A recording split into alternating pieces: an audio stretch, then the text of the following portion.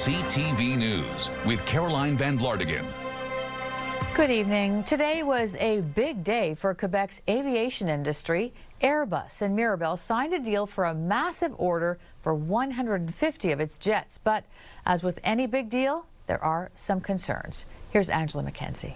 Airbus is calling this deal historic. It's the largest single order of the A220 in the program's history. It'll be manufactured here in Mirabel, just north of Montreal. Quebec Premier Christine Frechette and a number of dignitaries were at the announcement, along with Prime Minister Mark Carney. The deal gives a boost to the A220 program. It has faced production challenges since it began, back when it was Bombardier's C-Series.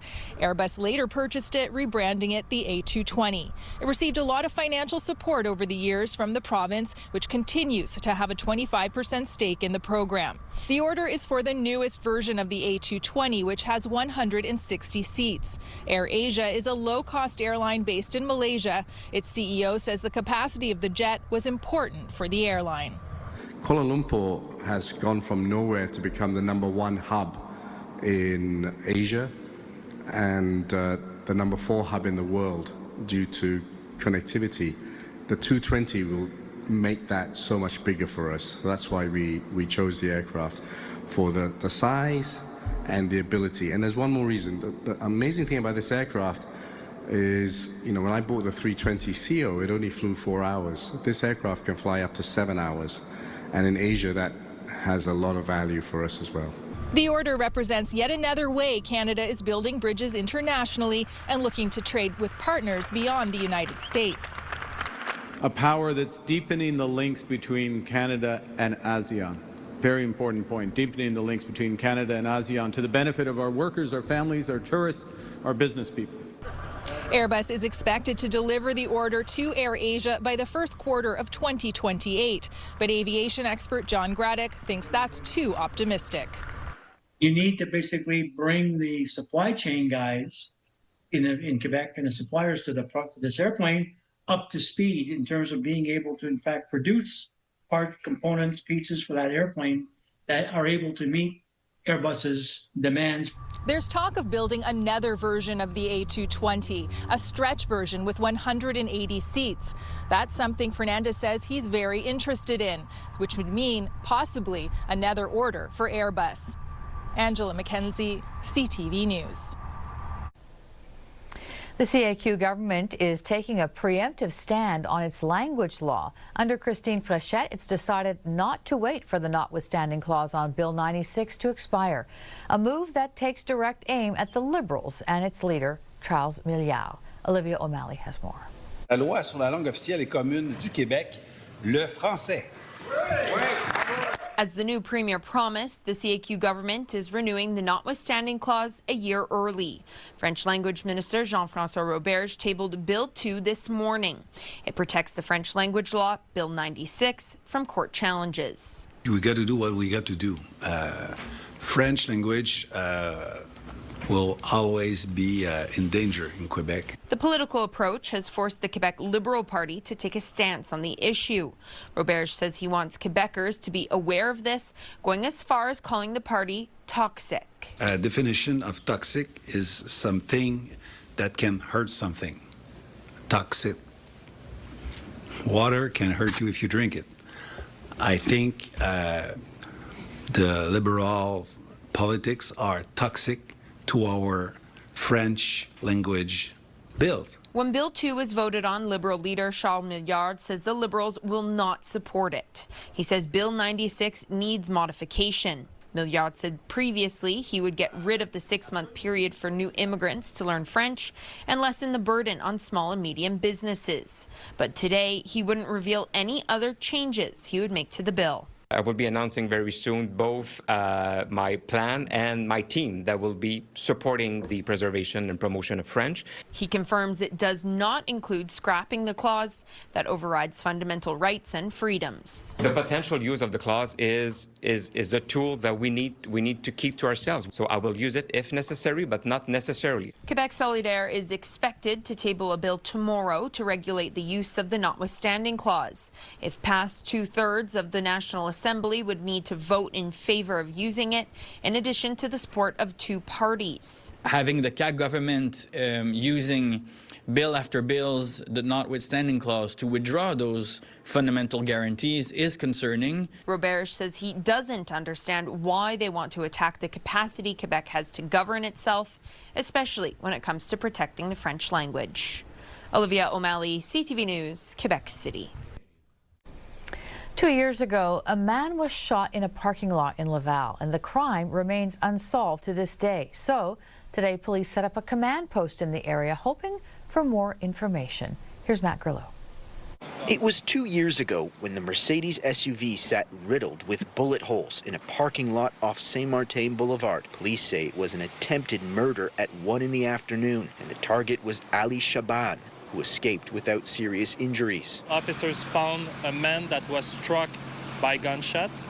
He survived the attack, and this has been an ongoing investigation of our major crime unit. 2 years later, the case is still unsolved, so police set up a command post looking for clues. They insist their investigation is progressing. We have had recent developments that are pointing towards the masterminds of the attack. Just days after the shooting, police say a business owned by Shaban was targeted by gunfire. About a month later, the business was hit by an arson attack. We are working with him to resolve the investigation.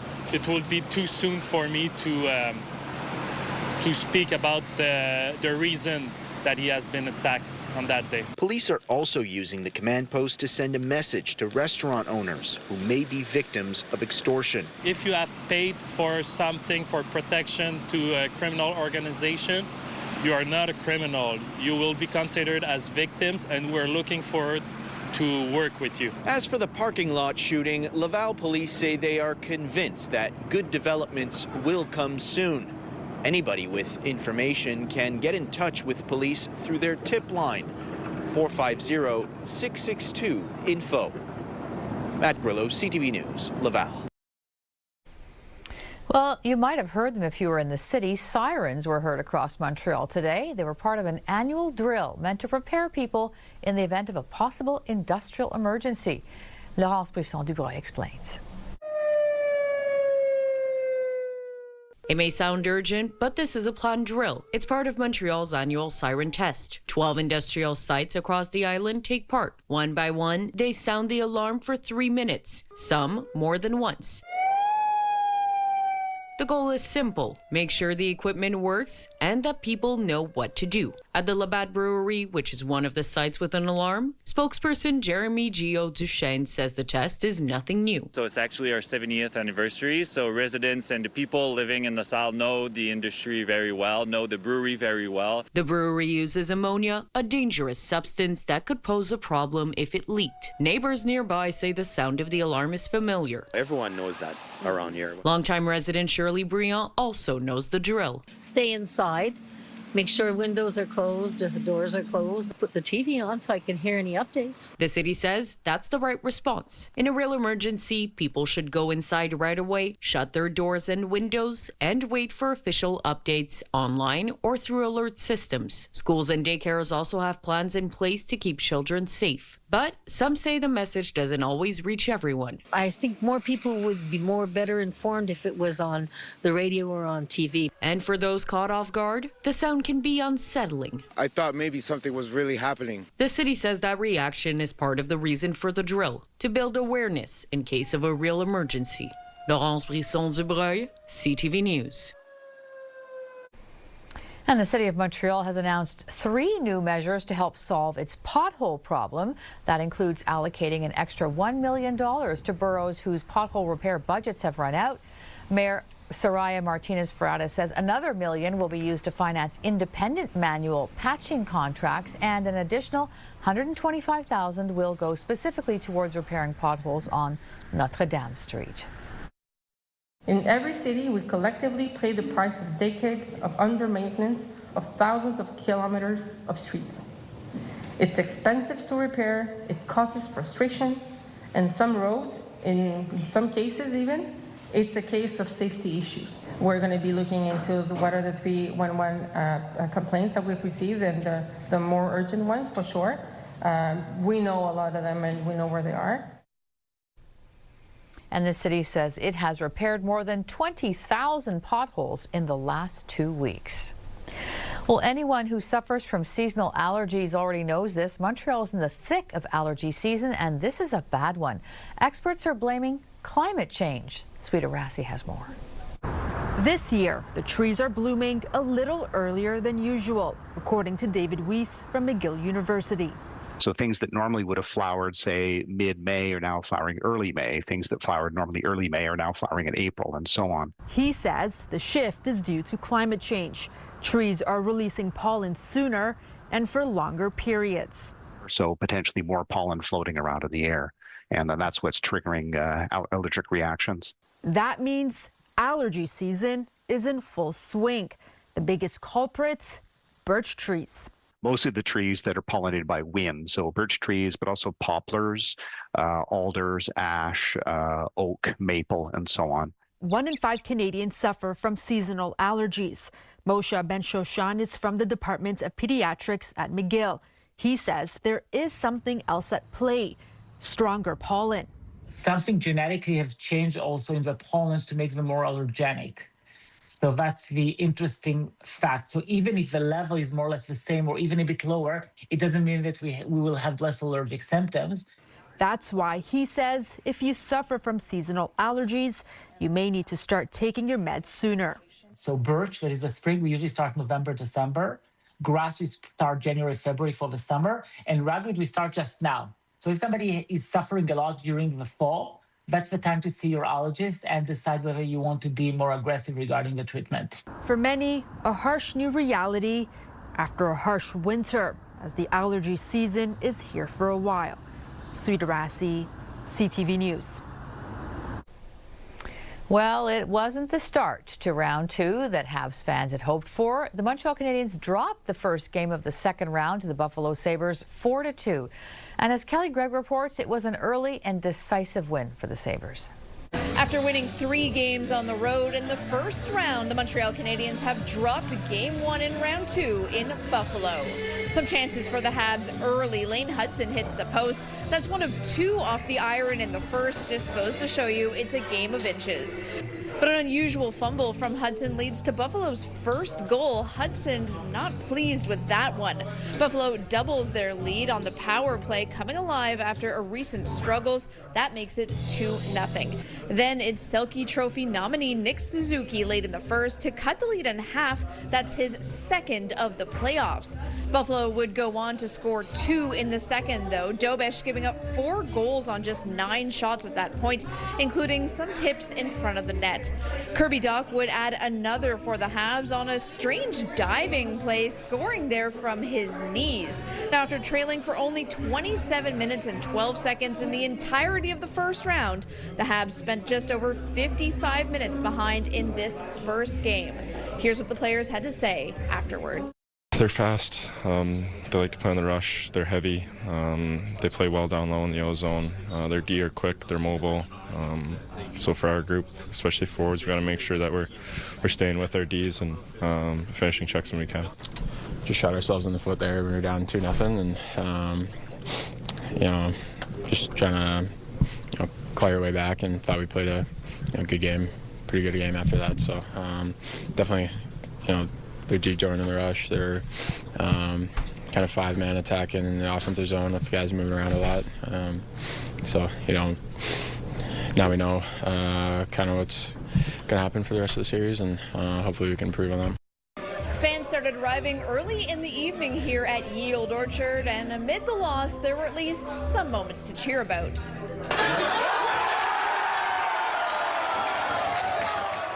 But those moments, few and far between in Game 1. For the most part, there was a lot of disappointment after the highs of Game 7 against Tampa.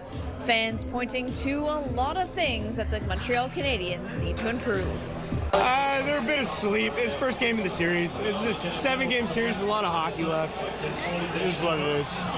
Buffalo's too fast. So I don't know. They're gonna have to change it. Obish needs a little break, and it's the defense. There's been plenty of moments where it's 1v3. Like we should learn how to get back on defense better. Buffalo was too big, too fast. A lot of rushes, and we'll get them in the next game. The good news, though, is that this is only game one. The Montreal Canadiens have a chance to bounce back on Friday in game two, again in Buffalo. Kelly Gregg, CTV News. And still to come, more on what the Air Asia Airbus deal means and if it can be fulfilled. Download the CTV News app and stay on top of local stories as they unfold. Increasing number of abandoned buildings. Customize your feed and watch live wherever you are. CTVMontreal.ca, your home for news.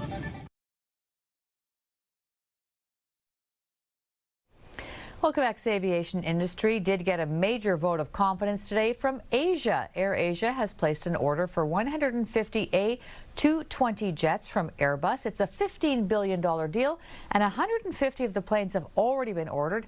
Here to give us more perspective is aviation analyst John Graddick. So, John, this is the largest order in that plane's history. These planes will be assembled in Mirabel. Why does Air Asia want these planes so much? What's the advantage to them? Yeah, they see these planes as filling a gap that they currently have in their fleet deployment strategy. They are currently an Airbus 321 type carrier. Those airplanes have got 260 seats, 240 to 260 seats. They operate in a range of about 4 to 5 hours for these airplanes. They are larger single aisle airplanes. We've had a few in Canada. I think Air Canada, as the major operator, and Transat operates these same type of airplanes, but they're big. And what happens is that, Air Asia has created over the last decade a very significant hub in Kuala Lumpur. It's the fourth largest hub in the world, and they run a major connecting bank in Kuala Lumpur. So they serve places like Hong Kong, they serve places like Manila, they serve places like Sydney, Australia. But they serve Hong Kong like every half hour. They serve Manila every 20 minutes. So the airplane that they have is an airplane that would satisfy peak demand during the day. So between 7 and 9 in the morning and between 5 and 7 in the evening, those planes are full. The rest of the day, they're not full. They need a smaller airplane to be able to, in fact, provide a profitable service throughout the day, and this 220 airplane at 160 seats fits the bill of what we're looking for. And the jet has 160 seats, but the president of Air Asia said they were also interested in even longer versions of this jet. So I guess that would require even more retooling of the plant? It would. The airplane that he was mentioning was something called the A220-500, and that's a stretch version of the A220 that they currently produce at Mirabel.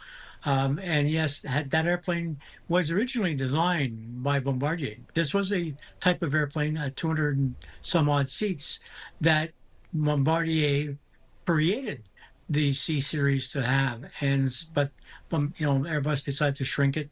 But the airplane is designed and has got the structural capability to, in fact, seat 220 people. But you said earlier that you have some concerns that we can deliver on time.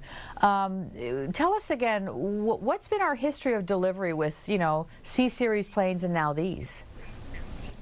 Well, the C-Series airplane was never built to be production. I think that their friends over at Bombardier, felt that they were just not ready for it. And we saw the mess that the U.S. had put on tariffs when they were looking to sell the airplanes to Delta. And so when Bombardier walked away and Airbus picked it up, Airbus had a vision of what this facility in Mirabel could do, and they had a target of production that was, aggressive, like 15 or 20 airplanes a month, which is typical for Airbus, but this had never been tried with this type of airplane. So they had to really build their production plan, build their supply chain to reach that target of production. Unfortunately, they have not been able to reach that target of production since they took over the plant in 2018. So they are very much in a situation where they have to, in fact, look now very seriously at getting that production level up to meet this new order. All right, well, let's hope that they can do it because it sounds like an amazing deal for the province and for the country overall. John Graddick, thanks so much for joining us tonight. We really appreciate your time. My pleasure, Carolyn. Take care. Menswear provided by Ernest. Elevate your style with Ernest.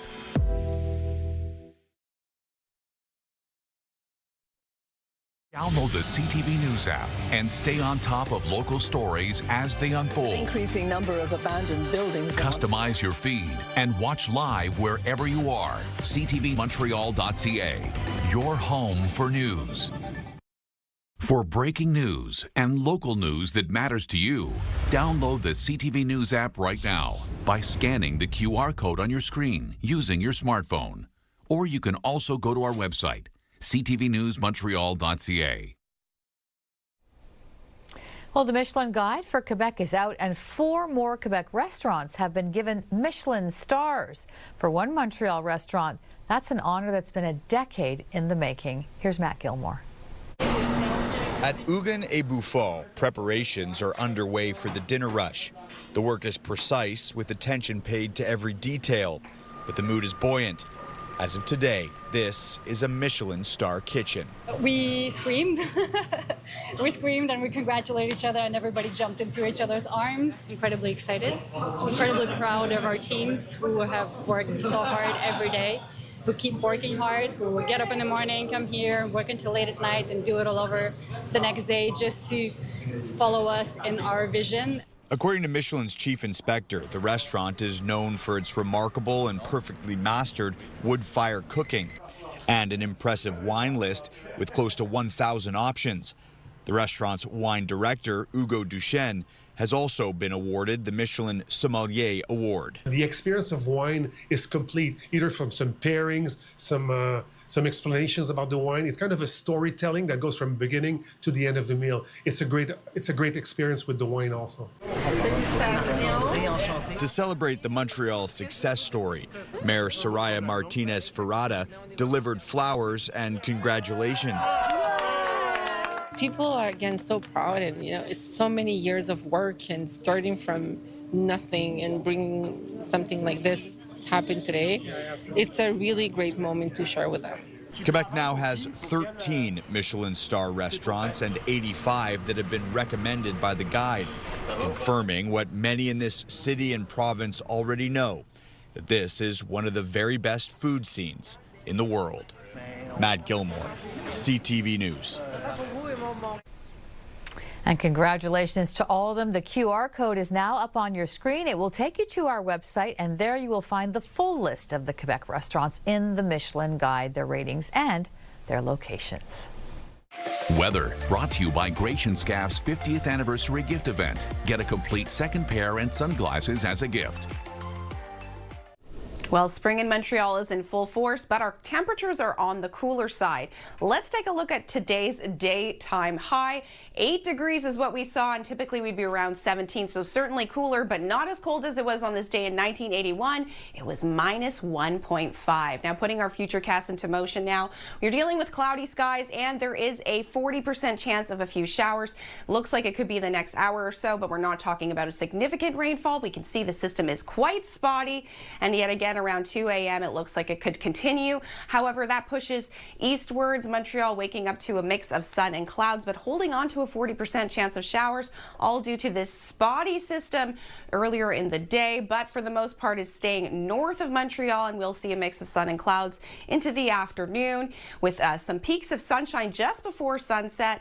Then into the evening, partly cloudy skies, and once again on Friday we start the day off with a mix of sun and clouds. So we're hoping that we won't see rain, but there is that 40% chance tonight, as well as cloudy skies, a low of 7 degrees, which we hold on to as our wake-up temperature. temperature. We'll start the day off with mostly cloudy skies and a potential shower. We could see only 1 to 3 millimeters if it does manifest. Our winds will be gusting up to 40 kilometers an hour, and we are expecting a daytime high of 12 degrees. At this time, unfortunately, it does look like we could see a few showers on Mother's Day. I want to highlight that, but we could also deal with a mix of sun and cloud for the majority of the day.